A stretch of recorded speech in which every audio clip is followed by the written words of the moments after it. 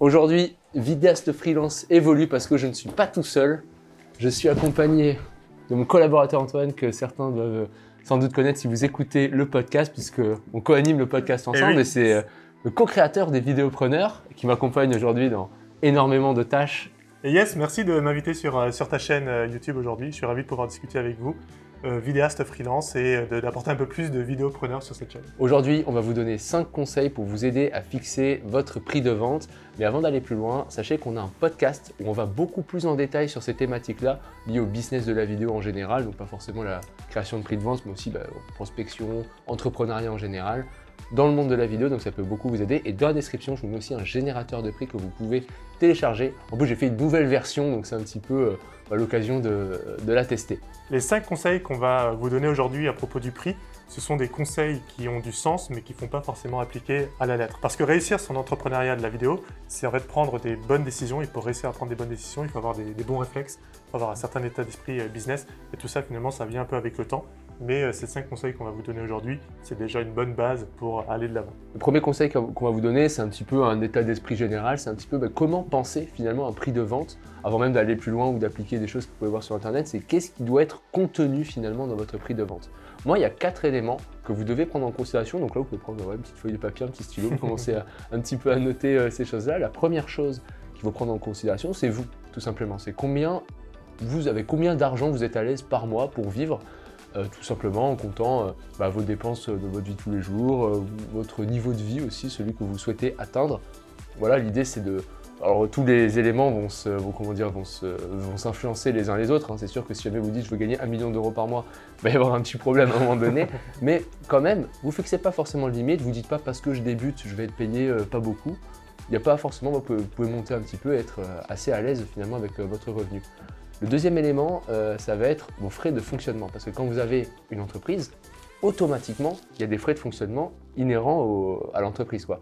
Donc votre licence Adobe Premiere Pro, les différentes licences, le matériel que vous devez acheter, vous pouvez faire une sorte d'amortissement, c'est-à-dire que même si vous êtes en entreprise et que comptablement c'est pas un amortissement, mais vous faites un truc en gros comme quoi vous louez le matériel au client pour essayer de rentabiliser un petit peu et penser aussi à l'avenir, à de l'investissement possible dans du nouveau matériel. Ensuite, en frais de fonctionnement, on pourrait compter, je sais pas, le lieu de travail, par exemple. Là, on est dans un coworking, ça coûte de l'argent, tout ça.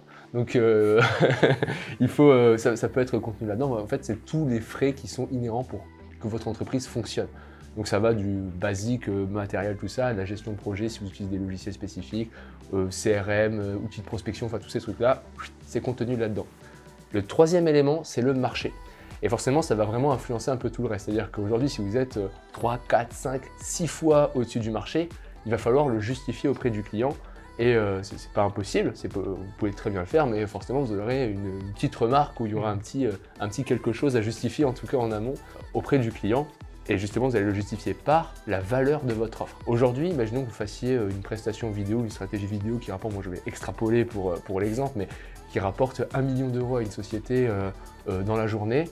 Par exemple, automatiquement, c'est pas aberrant de facturer ce service-là 300 000 euros, peut-être même plus, parce qu'automatiquement, il y a un côté retour sur investissement extrêmement intéressant, même si vous êtes peut-être là 20 fois supérieur au prix du vidéaste moyen sur le marché. Mais il y a une certaine logique à être 20 fois supérieur, et ça, vous pouvez très bien l'expliquer au client. Donc ça, c'est vraiment la première étape, de réfléchir un petit peu à ces 4 éléments. Qu'est-ce que vous offrez, quelle est la valeur de votre offre, avec combien vous êtes à l'aise, et le marché un petit peu dans lequel vous évoluez. Pour le marché, vous pouvez aller sur Malte ou des plateformes de freelance, vous allez avoir les TJM un peu de tout le monde. Et puis vous voyez, vous mettez un peu, enfin voilà, votre idée c'est d'être soit dans la moyenne ou peut-être un peu au-dessus. Évitez en dessous, on va en parler en fin de vidéo, mais le en dessous il n'est pas forcément intéressant quand on est un entrepreneur. Et voilà, vous avez votre premier point qui est validé. Le deuxième conseil va être plutôt rapide, c'est d'avoir un prix minimum. Alors en fait, un prix minimum, c'est tout simplement un prix que vous allez réfléchir avant et vous savez que vous n'allez jamais aller en dessous.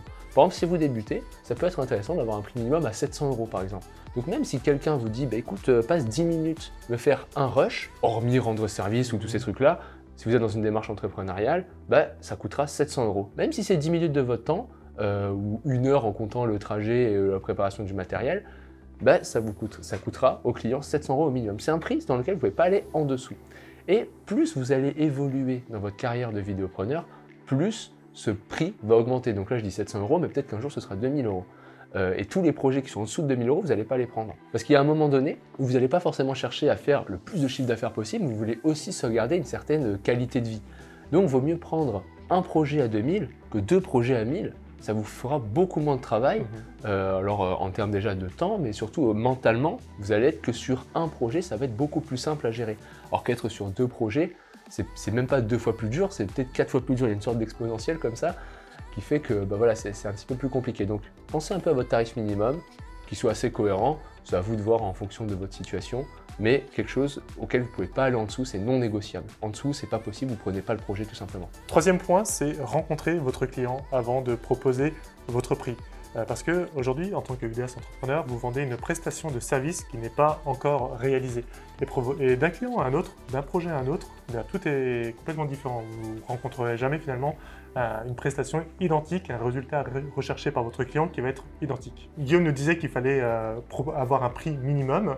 Il faut aussi savoir qu'une vidéo, finalement, ça n'a pas un prix fixe. C'est pour ça qu'en rencontrant votre client, vous allez pouvoir faire une vraie découverte, comprendre exactement c'est quoi son contexte, c'est quoi le résultat qu'il veut rechercher, ça va être quoi ses attentes, est-ce qu'il a déjà travaillé avec un vidéaste dans le passé ou pas, c'est quoi son process de décision quand il décide de travailler avec un vidéaste ou un autre professionnel extérieur d'ailleurs. C'est toutes ces questions-là qui vont être super intéressantes pour vous, pour vraiment mieux vous positionner au niveau du prix. Et une des questions qu'il faut absolument poser lors de votre découverte en rendez-vous client lors de la rencontre, c'est en fait, finalement, c'est quoi son budget? Son budget, c'est une question qui peut être un peu délicate à poser, ça peut un peu faire peur, mais finalement, il faut vous dire que vous, votre client, c'est une entreprise, il a l'habitude d'avoir ce genre de conversation-là. Et puis surtout, ça vous permet, vous, de savoir que votre offre, elle est pertinente par rapport à son budget, ou à contrario, peut-être que son budget, il est complètement déconnant par rapport à l'offre que vous aviez en tête. Et à ce moment-là, eh bien, ça vous permet de recalibrer pour proposer le prix juste, et toujours dans l'idée d'aider votre client, de pouvoir l'aider à atteindre un certain résultat. Donc finalement, si je devais résumer, grâce au rendez-vous client, on prend le temps de découvrir le contexte, l'environnement, le projet, les attentes de votre client, ce qui vous permet derrière de pouvoir proposer finalement la meilleure prestation, parce que la base pour tout vidéaste, entrepreneur, vidéaste freelance, c'est d'aider son client, donc il faut prendre ce temps-là. Le quatrième point, c'est le blocage psychologique, surtout quand on parle de prix, parce que aujourd'hui, quand on est vidéaste entrepreneur, on a 2 facettes, on a 2 casquettes. On a le nous personnel, qui va dépenser son propre argent, ses propres euros, et puis il y a le nous professionnel, qui va facturer des clients avec une certaine somme. Et 1000 euros, 2000 euros, quand on est nous, le personnel, ça fait tout de suite ça fait vraiment très cher, alors que pour une entreprise, finalement, sachant qu'on va cibler plutôt des entreprises qui vont avoir un chiffre d'affaires de plusieurs milliers, de plusieurs millions d'euros, c'est quoi 2000 euros? C'est pas grand-chose, surtout que derrière, on est là pour rechercher un résultat. Tu le disais un peu plus tôt, mais si j'arrive à prouver, à aider mon client pour qu'il atteigne, disons, un chiffre d'affaires supérieur à 50 000 euros, ben moi, je vais être très à l'aise de pouvoir lui facturer 2000 ou 3000 euros, même si pour moi, en tant que personne, en tant qu'individu, 2000, 3000 euros, c'est super cher. Surtout qu'aussi, il y a un point qui est super intéressant, c'est que dans une entreprise, c'est une somme d'individus. Donc votre interlocuteur, c'est une personne qui travaille pour cette entreprise. Dans le meilleur des cas, c'est le gérant ou le PDG, et là, à ce moment-là, c'est vraiment lui qui va prendre les décisions. Dans un autre cas, ça peut être aussi un employé. Et finalement, cet employé, quand il appuie sur le bouton pour dire « bah oui, je vais travailler avec vous », il ne dépense pas son argent. Tout ça pour vous dire que vraiment, il faut considérer le vous perso et le vous pro, et ça marche aussi pour votre client. Donc n'ayez pas peur de facturer cher, même si c'est des montants qui pourraient être impressionnants. C'est normal, vous vendez un savoir-faire, vous avez une expertise, il faut y aller. Et surtout qu'il faut voir, comme tu l'as dit, il y a quand même une démarche très rationnelle de la part de l'entreprise. Aujourd'hui, ils ont un problème en communication, ils veulent faire de la vidéo, ils veulent intégrer un certain nombre de contenus, ou en tout cas l'inclure dans une stratégie, ou avoir quelqu'un qui les conseille sur la stratégie également. Et ces personnes-là, ils ont un budget alloué. Donc comme dit, moi j'aime bien donner cet exemple que la PME moyenne, voilà, elle va faire du 20 millions d'euros de chiffre d'affaires annuel. Donc votre prestation à 2000 euros, autant dire qu'eux, voilà, ils voient d'autres prestataires et c'est pas le truc le plus cher qu'ils ont à payer, en tout cas dans leur facture. Mais en gros, par exemple, eux, ils disent, bah voilà, moi je veux quelqu'un qui me fasse 20 000 euros de communication. Si jamais quelque part il y a un blocage psychologique qui est normal, parce que 20 000 euros, nous on se dit, ouais, mais c'est énorme, jamais je propose un truc comme ça. Mais que lui, c'est ce qu'il attend. Automatiquement, votre but c'est d'aider le client. Si jamais il y a un petit blocage et que vous lui proposez moins, bah, il peut très bien se dire, bah, c'est peut-être pas la bonne personne pour m'aider. Je vais peut-être prendre quelqu'un d'autre qui lui pourra me faire 20 000 euros de contenu, parce que de toute évidence, la personne que j'ai en face de moi qui est indépendante n'en est pas capable. Alors qu'en fait, vous en êtes capable, c'était juste à la base un blocage psychologique, donc qui est très compréhensible, il faut le dire que Première fois que tu commences à balancer des prix comme 20 000 € et tout, Ouais. t'es un peu en train de trembler. Mais voilà, effectivement, il faudrait quand même noter ce point-là, ce blocage psychologique qui est très important à noter, qui peut vous nuire. Et c'est pour ça qu'on l'a mis comme conseil, quoi. Ouais, c'est terrible de se dire qu'à cause du prix, on peut brider son offre et Ouais. donc brider le résultat de son client. Et autre point aussi, c'est que n'oubliez pas, c'est vous l'expert de la vidéo. Quand vous travaillez avec un client, sauf si c'est une agence de production, mais généralement ça va être d'autres types de clients, c'est vous l'expert de la vidéo. Vous, votre client, il a déjà son expertise, son secteur d'activité, son offre, mais il a besoin de vous pour faire des vidéos. Donc en fait, s'il a déjà accepté de vous rencontrer ou de travailler avec vous, c'est parce que vous avez une expertise, un savoir-faire. Donc assumez ce rôle d'expert de la vidéo, assumez votre savoir-faire, parce que je suis convaincu que si aujourd'hui vous regardez les vidéos de Guillaume sur sa chaîne, c'est que vous aimez la vidéo et que vous faites vraiment beaucoup de vidéos. Et c'est un peu propre d'ailleurs aux vidéastes, c'est qu'on est un peu tous des créatifs, un peu tous des artistes, et on aime faire de la vidéo, on consomme beaucoup et on crée beaucoup. Donc assumez votre expertise, vous pouvez vraiment aider votre client. Et le dernier point qui est extrêmement important, qui va être un peu connecté à tout ce qu'on a dit avant, c'est-à-dire que là on a parlé stratégie vidéo, le mec il me dit 20 000 € de budget. Écoutez, le truc qu'il faut comprendre, c'est que dans un entretien client, il n'y a pas besoin de se prononcer sur le prix là, maintenant, tout de suite. C'est-à-dire que le client, il va plutôt apprécier le fait que vous dites « Ok, monsieur le client, j'ai bien compris que vous voulez une stratégie de contenu, vous voulez une vidéo qui parle de ça, vous voulez peut-être une famille dans la vidéo, vous voulez des acteurs, vous voulez tel truc, enfin bref, vous recitez un petit peu tous les éléments qui ont été dit dans l'entretien. Moi, monsieur le client, c'est une prestation un peu complexe, j'ai besoin de me retirer, j'ai besoin de réfléchir à ça. Et je reviendrai vers vous, assurément dans la journée ou demain, voilà, si vous avez besoin de peut-être un peu plus de temps, avec un devis ou avec une proposition commerciale qui va bien répéter tous les éléments qui ont été donnés dans l'entretien client. Il faut être parfaitement à l'aise avec ça parce que le pire que vous puissiez faire là, c'est de dire « Ouais, c'est bon, je vous donne un prix comme ça ». Et en fait, que derrière, vous vous rendez compte que non, c'était pas trop ça, que vous révisez un peu votre prix et là, vis-à-vis de votre client, vous mettez en porte-à-faux de suite, quoi. Parce que la personne va se dire « Attendez, mais vous m'avez dit un truc, là vous me dites autre chose ».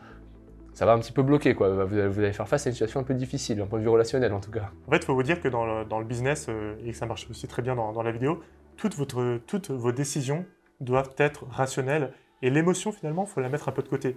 Et c'est pas simple, surtout encore une fois, quand on travaille pour soi, de réussir à mettre l'émotion de côté. C'est pour ça que parfois, il faut être capable de temporiser pour prendre le recul, pour avoir la tête un peu plus froide et pour prendre les bonnes décisions pour toujours le bien de votre client et pour le bien aussi de votre collaboration.